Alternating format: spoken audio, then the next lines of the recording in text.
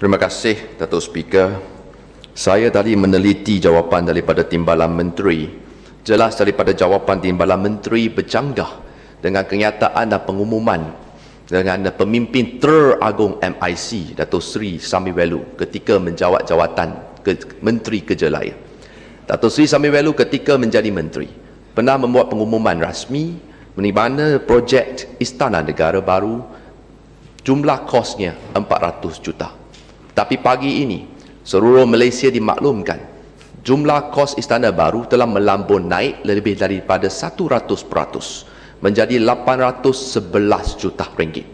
Saya nak tanya kepada Timbalan Menteri, apakah sebab sebenarnya kosnya melambung menaik begitu tinggi dalam tempoh begitu dekat daripada 400 juta menjadi 811 juta untuk ketiga-tiga komponen projek yang sedia ada. Dan yang kedua, saya berasa sangat terkejut sekali apabila Yang Amat Berhormat Perdana Menteri mengemukakan new economic model dan menekankan kepentingan negara supaya projek-projek awam sebegini yang begitu penting menjadi lambang kemegahan negara tidak diberikan secara tender terbuka.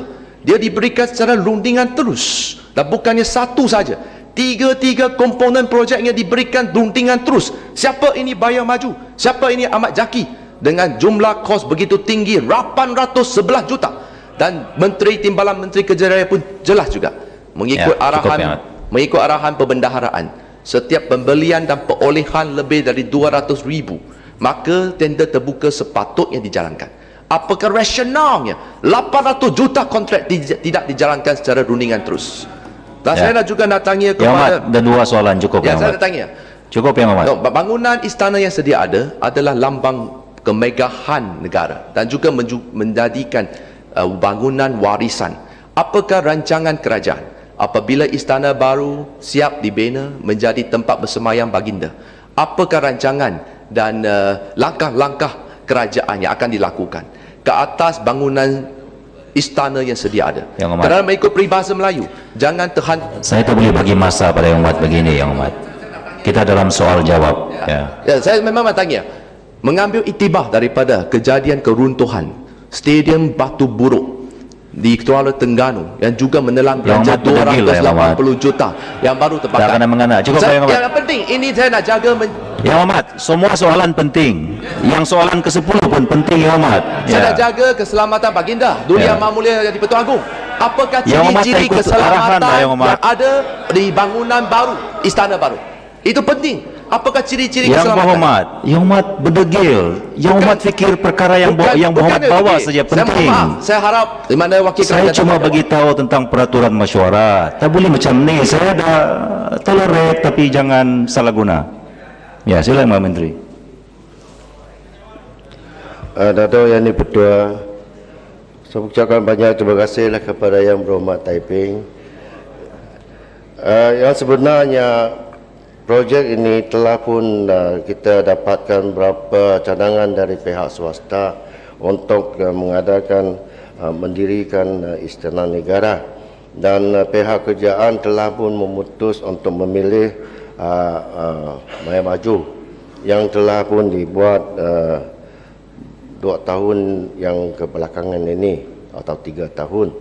Dan kalau kita kata kos yang menteri, bekas menteri atau mantan menteri yang telah menyebutkan harga, tetapi yang bukan harga yang detail.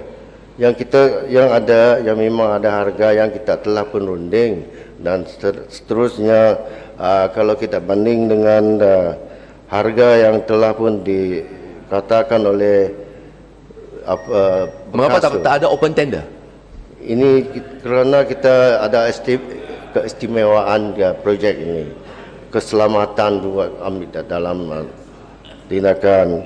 Sebenarnya kalau kita mengikut kos, kalau kita kata Istana Negara 650 juta, kalau kita kira per square feet satu dari segi kaki persegi, ianya adalah RM670. Kalau dibanding dengan istana yang lain, Istana Selangor, Putrajaya, Istana melawati di Putrajaya, Istana Selangor RM1,000 satu kaki persegi, dan melawati RM860 persegi. Kalau kita banding dengan banglo 2 tingkat di Bukit Damansara, ianya RM1,280 kaki persegi.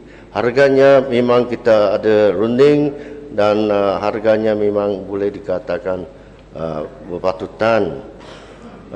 Yang kita kata 812, kalau kita kira jalan persimpangan ini yang ada projek 3 bahagian, 2 bahagiannya ambil 160 lebih juta.